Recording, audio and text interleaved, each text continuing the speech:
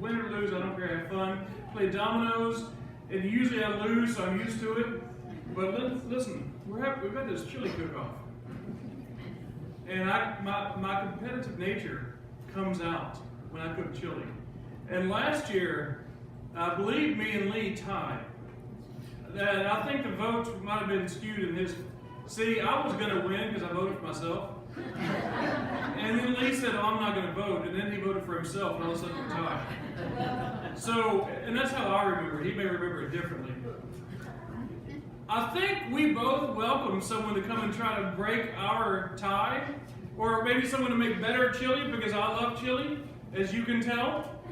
So if you've got a good chili recipe or one that you want to try, Christy said, I'm going to make some white chili. I said, you're welcome to lose. If maybe you want to try to put some beans in it and realize that beans in Texas chili doesn't belong, and you want to take in last place, you're welcome to try that as well.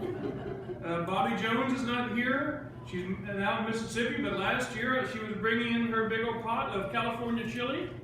And I said, Bobby, what do you put in your chili? Oh, I put lots of beans. I said, well, good.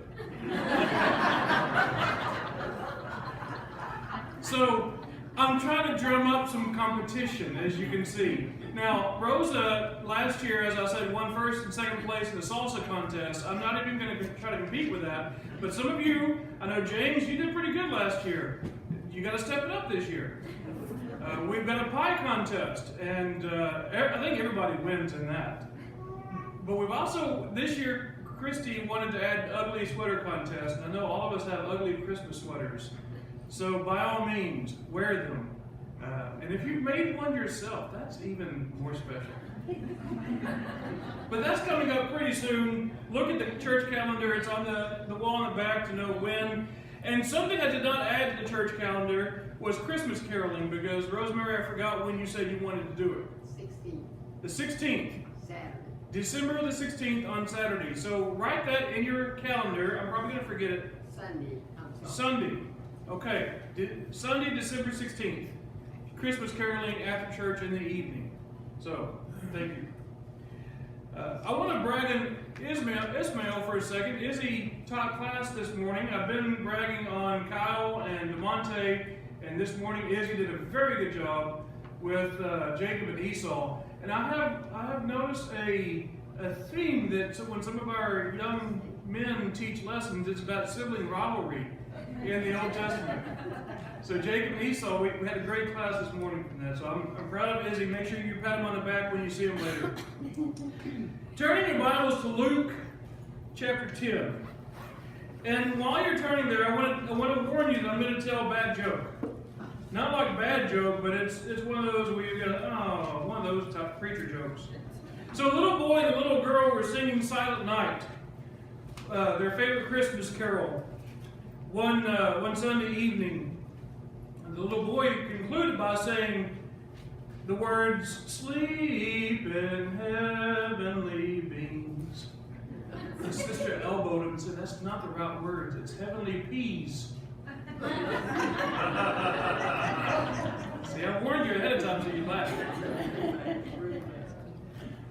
The way some of us feel by the time we're getting ready for Christmas, the song might as well end with heavenly beings or heavenly peas, because heavenly peace does seem far from us. How many of y'all went shopping on, I don't know what it's not Black Friday, Unthankful Thursday? How many of you went shopping on Thursday or Friday? A few hands? I went. And it didn't seem to be as hectic this year as it has been in the past. Maybe it's just where I went, it wasn't so bad. Did you know that it's a scientific fact that shopping has a different effect on men than it does on women? There was a study done by a British psychologist named David Lewis.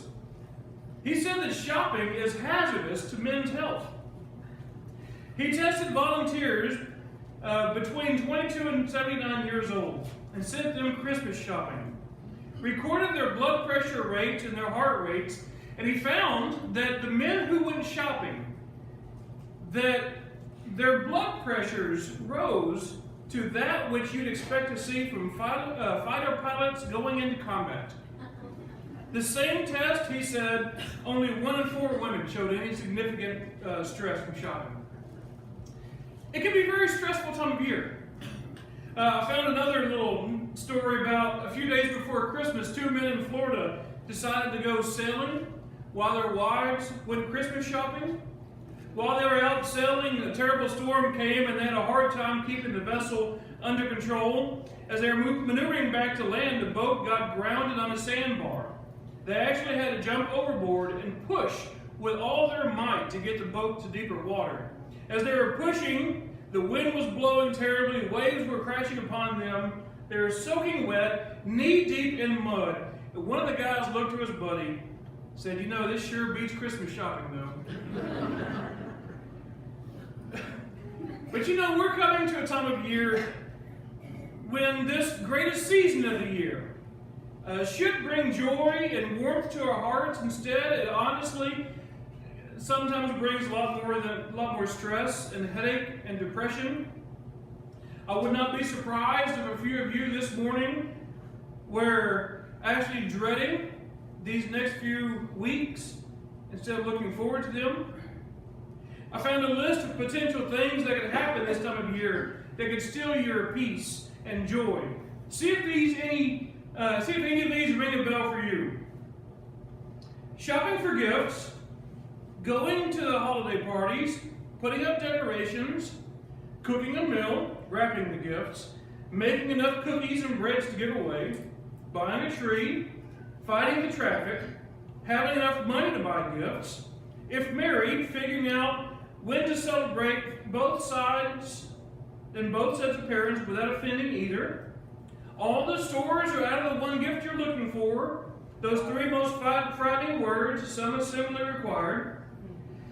Having the right clothes for the special occasions. Gaining weight. Christmas programs for the kids at school. Untangling all the strands of Christmas lights. Sending out Christmas cards. Hearing Grandma got run over by a reindeer for the 150th time. Cleaning the house. Remembering that you forgot to buy a gift for that special someone. Feeling the pressure to make a memory.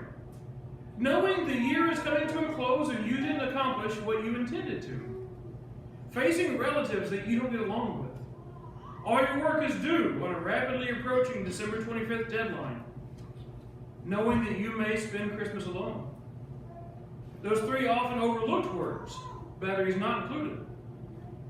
Being a part of a family that celebrates separately because of a divorce. Christmas lights that don't work. Arranging travel schedules, paying off credit cards, weeding through the crowded stores, and one that is very common, missing loved ones that have passed away. When you consider a list like that, it's easy to see why Christmas can be a very stressful time of year. What does Christ have to say to us in the midst of this season of hurry and rush? He's got a few things for us. There's a humorous little story in the Gospel of Luke that shows us how busyness and stress can get in the way of things that matter the most. Jesus was at a party where he was the honored guest. Read with me in Luke chapter 10, verse 38 through 42.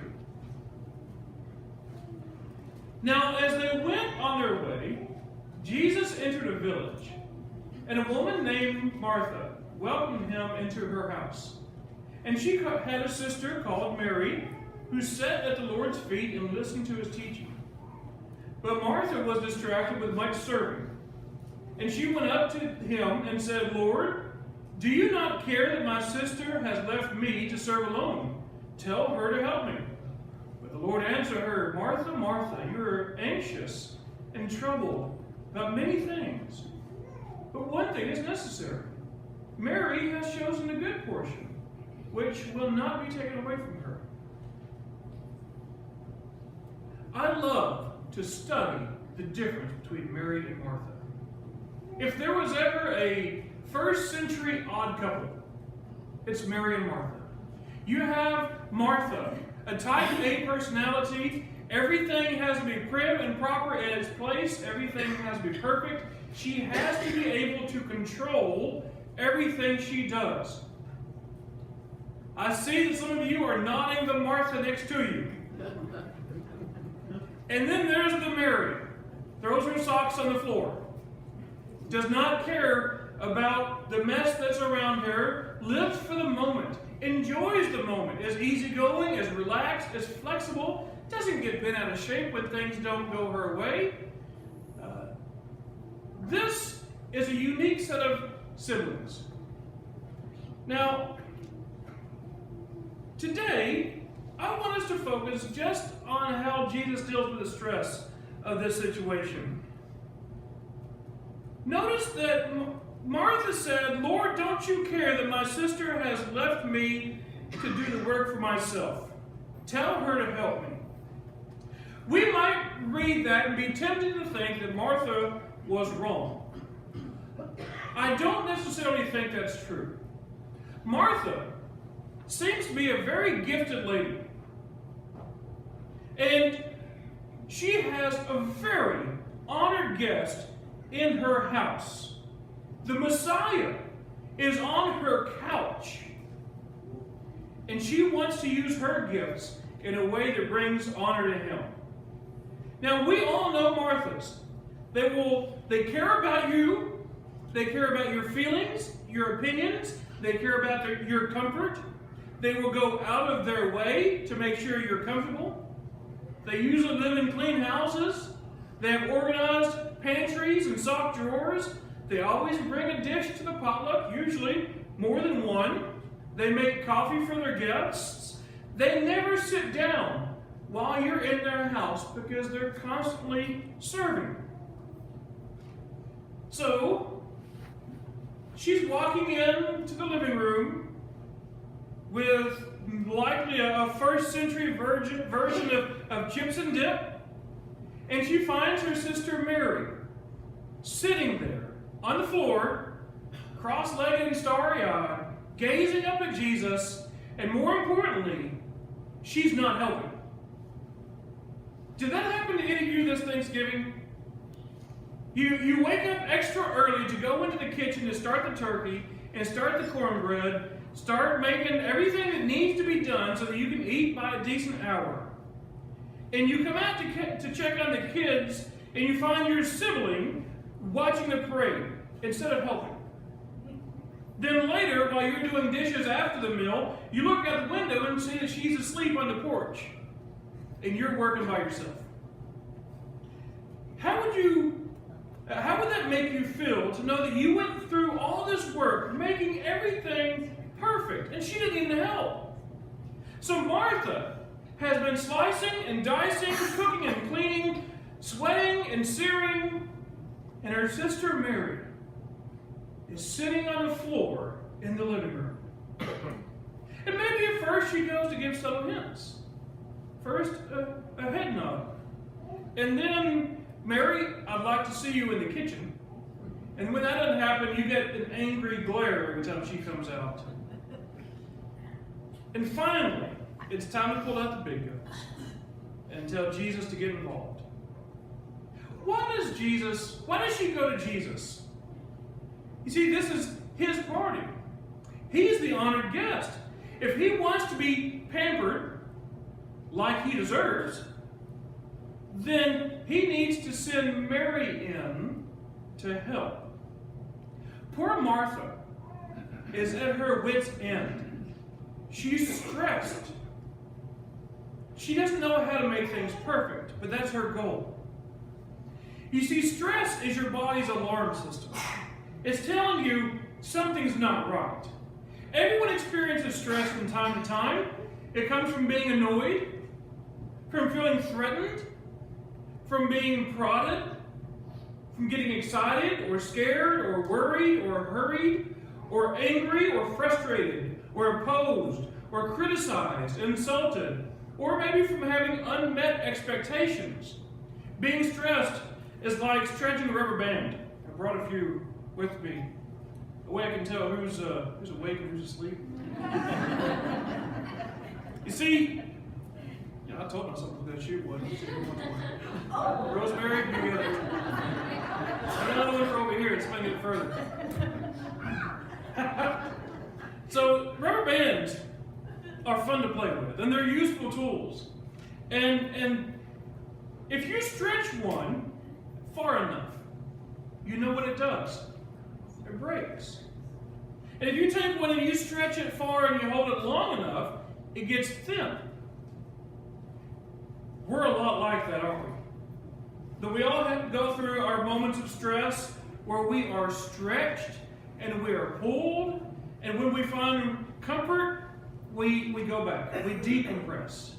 But if we get pulled far enough, long enough, we're going to snap. So what are the symptoms of stress? Well, headaches, stiffness in the neck, the back, the shoulders, the jaw, the arm, the legs, the hands, the stomach, irregular heartbeat, getting dizzy or lightheaded, suffering from colds or flus or hoarseness or indigestion, nausea, discomfort in the stomach. I looked all these up, by the way. Difficulty falling asleep or staying asleep, waking up feeling tired, cold hands, cold feet, anger, irritability. Any of those sound true to you? The holiday season can be a very stressful time period. The rubber band gets stretched pretty far and it's held there for a long time. And maybe you're feeling some of the effects. I wouldn't be too surprised this morning to find out that there's a number of you who have exchanged heated words with people that you care about in the midst of this holiday preparations. I wouldn't be surprised if a few of you are actually dreading instead of looking forward to these next few weeks. I wouldn't be too surprised if right now you are mentally arranging your to-do list while secretly pretending to listen to the sermon. It's a very difficult time of year. So what is Jesus' cure for stress? Well, look at verse 40. But Martha was distracted with much serving. And she went up to him and said, Lord, do you not care that my sister has left me to serve alone? Tell her to help me. Do you notice that word, that description of Martha? Martha was distracted. She was preoccupied. She was unable to focus on the main thing. That's what it means to be distracted. Martha's mind was on preparations like cooking and cleaning and serving. And those are all great things. Jesus came to show us the example of being a servant to all. So here Martha is serving Jesus.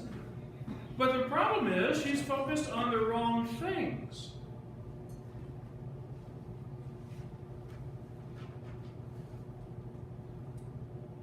Her main goal had been to bless Jesus, right? That's when you have an honored guest in your house. You want them to feel comfortable.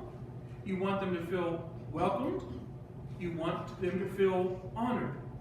So, in her effort to make Jesus feel honored, instead, she became a burden to him by asking him to arbitrate between her and her sister.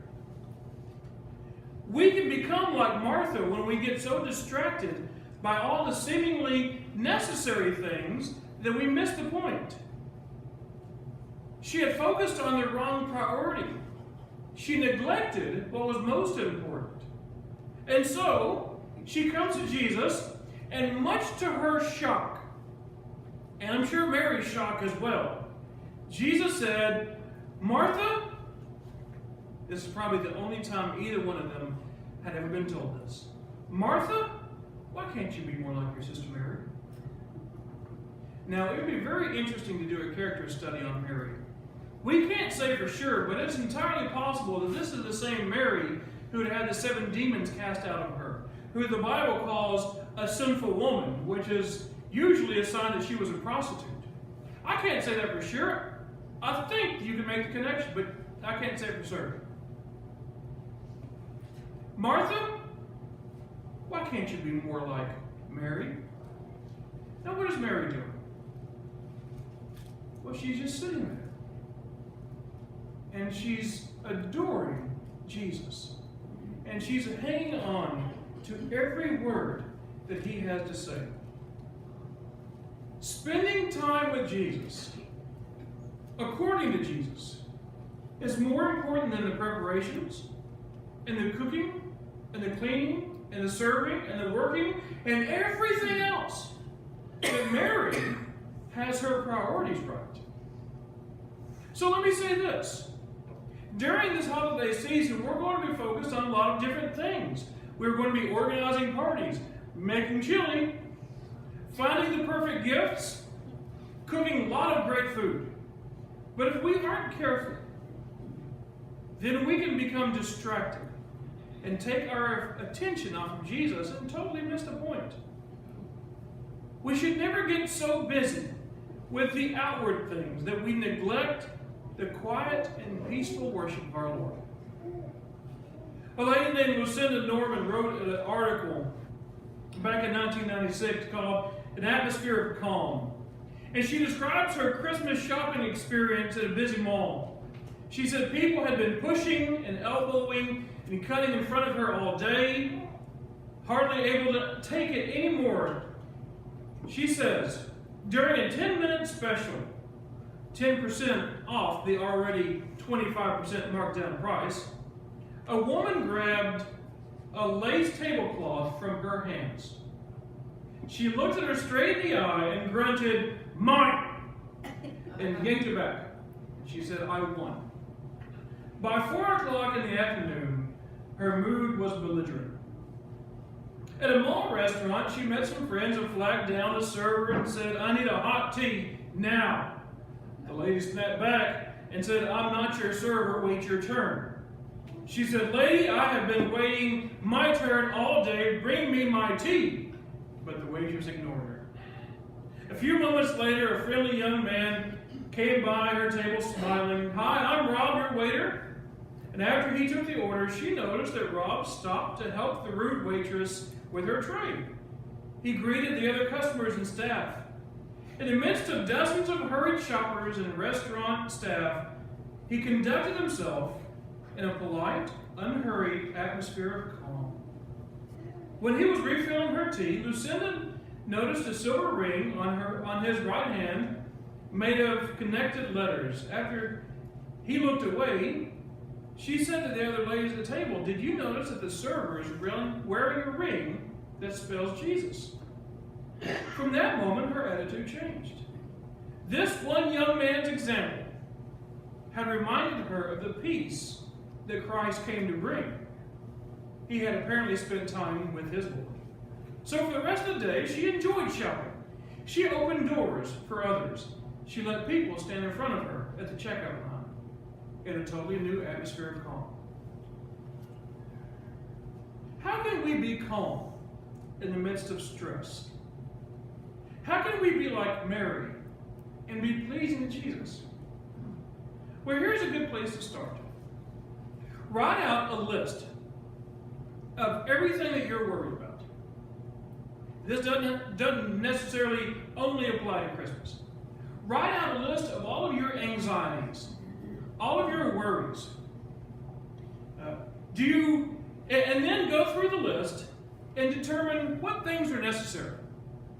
What things you absolutely have to do. Like, do you absolutely have to make those special cookies that take an afternoon to make, that you get so stressed every time you make them? Do you have to make them? Probably not. It's probably not worth it. Do you absolutely have to put all the lights up this year that you put up last year? Probably not. And so, make a plan. State your purpose and your expectations up front. Determine the reason behind your actions. Sometimes we do things just because we're used to doing them, but in doing them, we cause unnecessary stress. I can tell you that there's been a lot of times in my own life where I go out of my way to do something that I think Christy is just going to be head over heels because I did this one thing. And it causes so much stress on me that is then projected to the family. And then when I'm done, She doesn't like it nearly as much as I thought she would. And I've caused all this stress for nothing. So ask yourself, this gift that I just absolutely have to go out and get, or this thing that I absolutely have to go out and do, is it really all that necessary? Are they going to appreciate it to the level of the stress that it's going to bring me? And if something is necessary, and it is wanted, then plan ahead. Share the workload with others. You don't have to do it yourself. Lighten the calendar. Now, I'm serious about this. If you look at the church calendar, there's party, party, party. We've got a lot of things going on. And in your own house, you've got a lot of things going on. And one of the hardest things for a preacher to tell the congregation to do is this. And I'm going to do it right now. You don't hear me say this a lot. It's okay to say no. Because I'm always encouraging. We have this event, we have that event. I know you've got your events at home, and we have this ministry for you to get involved in, and this thing we're going to tap you on the shoulder to do. You don't hear this from me very often. It's okay to tell me no. It's okay to say, you know what, I really wanted to come to the Christmas party, but I was so stressed, and I just needed a quiet night with my family. There's nothing wrong with that. There's something actually good with that. So don't be afraid to tell people no. My calendar is full. I cannot take on any more obligations. Put your most significant relationships first. Your relationship with Christ, your relationship with your spouse, with your family. Don't neglect them for your other obligations. You'll regret that later in life. And you honor Christ by honoring your family. And then you put your close friends who feel like family. You can also look for something spiritual in everything you do. Like when you're cleaning the house and you're grumbling because you have to clean this house for this big group of people that's coming over.